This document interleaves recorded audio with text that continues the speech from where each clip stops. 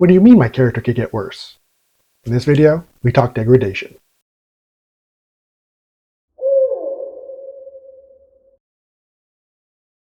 Hi everyone, this is Gary with Talon Grasp Games.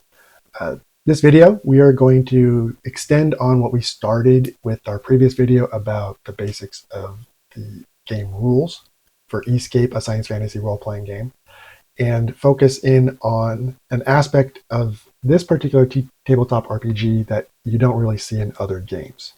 That being the likelihood of deteriorating your character's stats. This is a central conceit of the game by virtue of the fact that players play characters whose only existence is in the E-Scape. With no ability to refresh themselves, they slowly start to degrade, gaining glitches and bugs, until eventually they just can't function anymore. So the goal of characters is to take on odd jobs, most of them illegal, in order to buy time and refresh emulators that allow them to get back some of the stats that they had lost. That's a game mechanic out of game turn, but in-game it reads as, I'm not thinking quite as clearly, I want to be able to think clearly again. So to understand what degradation is, it's important to know that there's an in-game and an out-of-game idea behind it. In-game, it's the gradual deterioration of a copy the longer they go without a refresh. Mechanically, this represents as a countdown to penalties on character stats or personality traits. While the degradation points themselves don't do anything, when you gain a certain amount of them, that's when things go wrong. There are four primary ways that characters can gain degradation.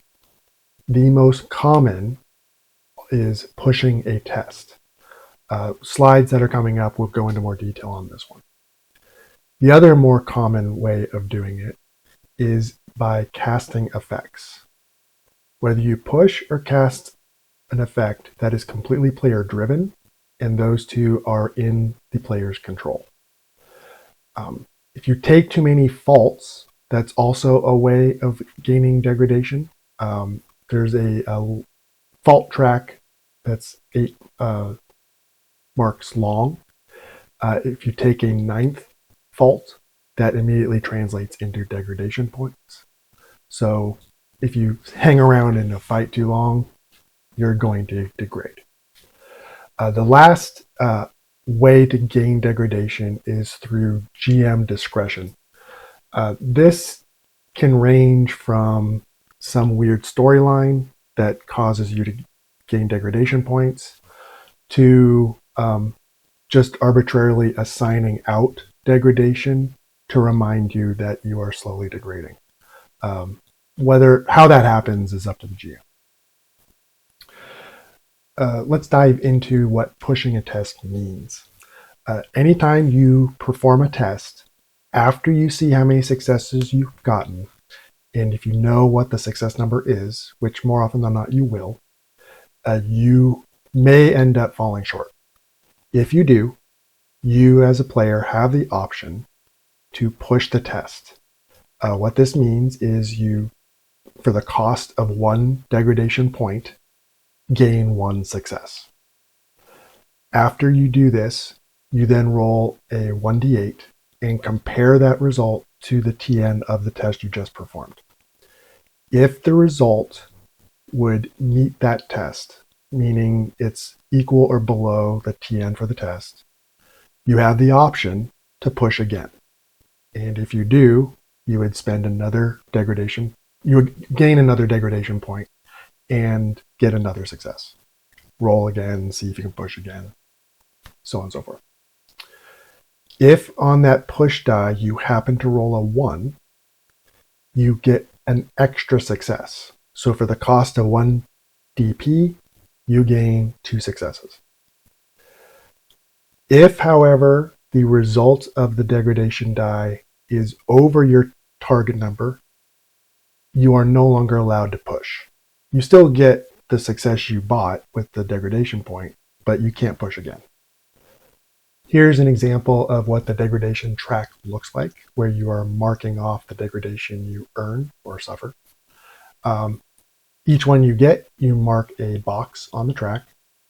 You can accrue up to 8 DPs without penalty. Nothing will happen. But as soon as you accrue your 9th, that's when you initiate the glitch test to figure out what kind of glitch or bug you're going to gain. So what exactly are glitches and bugs? A glitch is a -1 penalty to a random core trait, or it is a personality flaw that you gain temporarily. The penalty is also temporary. You can buy those off with maintenance points. That's going to be dealt with in another video. And you can also buy off personality flaws as well. We'll go into more detail about those later. A bug is a -1 penalty to a random attribute or system trait. In addition to suffering on one of those stats, you also gain a permanent penalty to your app slots. Again, that's going to be covered in another video. And you also gain a permanent error that affects your appearance. A slide later in this deck will explain that. The glitch track helps you determine what you're going to gain in terms of a glitch or a bug. Process starts as soon as you gain that 9th degradation point. The process starts by rolling a d8. You're then going to compare that result against how many marks are on the glitch track. If there are 3 or less marks on the glitch track, you really don't need to roll. There's no point. Or if the die result is greater than the number of marks on the glitch track, your character gains a glitch. You then add a mark to the glitch track. So if you were at 4, you would mark the 5th one. If the result of the die is equal to or below the number of marks, you would gain a bug. Your glitch track completely clears out, back to nothing. And in both cases, you clear out your degradation track. Generating glitches and bugs is a process where they both follow along the same path. In both cases, you begin by rolling a 1d8. The result of the 1d8 will dictate what you randomly generate. For glitches, a 1 through 7 will impact one of your core stats, causing it to go down by 1. If you happen to roll an 8, you will gain a personality glitch. We'll go into more detail later.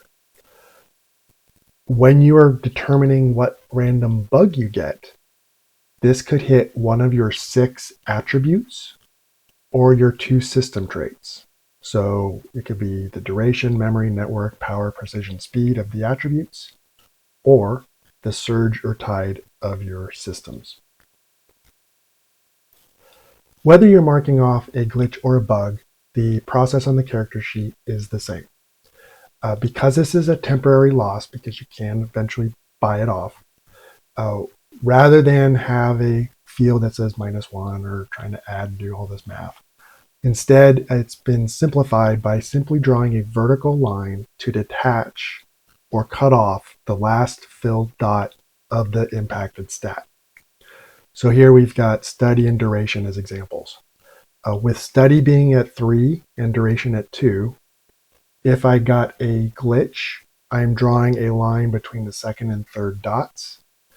And for a bug, I am drawing a line between the 1st and 2nd dots. If you happen to randomly generate a 2nd penalty on the same stat, you would just draw a line between the next to last available dot and the dot before it. So with study, you see here that we've got a line between the 1st and 2nd dots. So if you're using study in the future, you would have the stat be whatever dots exist from the leftmost vertical line. In this case, your study stat is a 1. If the result of your randomized glitch happens to be a personality glitch, instead of marking off a stat, you instead roll randomly on a table of base glitches from which during character creation, you would pick your base glitch to generally call out what your flaw is and figure out what you randomly get in terms of personality flaw. D88 is a lot like a D100, just with 8-sided dice. One D8 is designated as the tens digit. The other D8 is designated as the ones digit. Ideally, you want them to be different colors, call out which one's which, and roll. You get your result, compare it to the chart, and you would write that down on your character sheet. As an example here, this character happened to randomly generate dejected. The impact of personality glitches is in the power of the GM. So unlike your base glitch, which is a flaw that you're supposed to generally roleplay throughout the course of your campaign, a personality glitch is something that your character doesn't know you have as an issue. So the GM can, at random times during social interactions with NPCs, trigger it. And when that happens, you roleplay that particular personality flaw. So that is the penalty that you earn when you get a personality glitch. It's not mechanical, but it can be just as devastating if applied at the wrong time. If you generate a bug, there's 2 more steps you have to follow after randomly generating whatever penalty you get. The first is marking off permanently one of your app slots. The second is generating an error. The error affects your appearance in different ways, primarily to the face. So here we have a list of the different features that can be impacted by an error. You've got the eyes, the ears, the cheekbones, the nose, and the mouth. And you have a list of error types that can be levied upon one of those features. So the feature could either move up, move down, move left, right, get larger, get smaller, rotate, or discolor. The nature of what that looks like will depend on what feature got hit. On your character sheet, you would randomize this, figure out what you got, and then you now have a character who has to be cognizant of the fact that the freshes in the E-Scape universe who see E-Scape as hyper-realistic can get very discombobulated when they see your feature errors. And when this occurs, it takes them out of the immersion in E-Scape, which in turn can cause them sometimes some psychological issues as well, because they're suddenly coming to the realization, oh wait, I'm not in reality. And some people have trouble coping with that. So this is another reason why the E-Scape Services System authorities are trying to catch as many ghosts as possible, because they are trying to cut down on these kinds of incidents. Again, these errors are permanent and cannot be reversed. A lot of characters end up going to great lengths to try and cover them up. They will use either apps like masks, wigs, clothing to help obscure some of this.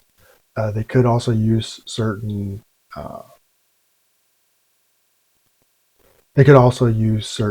effects to help mask what some of their issues are.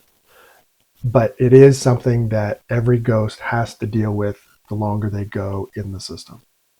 Even if your character is able to buy off all the glitches and bugs that they're accruing, every time you get a bug, this hits. And it'll keep hitting over and over and over again. Same with the app slots. So this is why gaining bugs is so much more severe than gaining glitches are.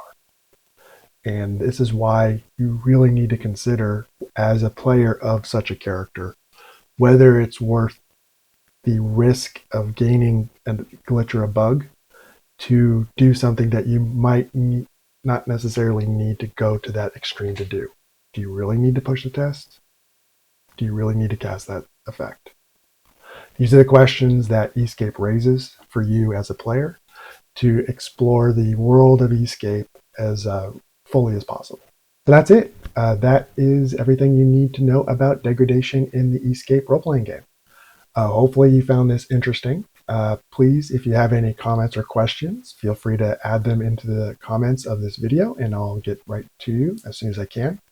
Also, if you're looking forward to getting more information about the E-Scape game, like and subscribe as we release more videos.